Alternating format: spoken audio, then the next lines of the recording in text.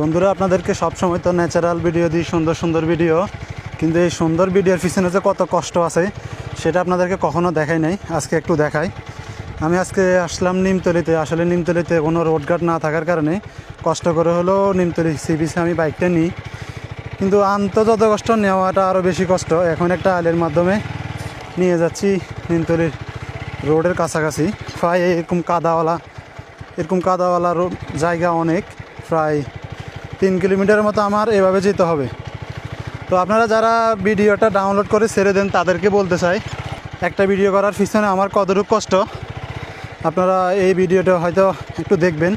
সবসময় আপনাদেরকে দেখাই না, কারণ আমি দমাচরে গেছিলাম, ওখানে 26 কিলোমিটার হাঁটছি, তার মধ্যে কাদা ছিল আমার এক কোমর পর্যন্ত, তাও আমি ওটা দেখাই নাই।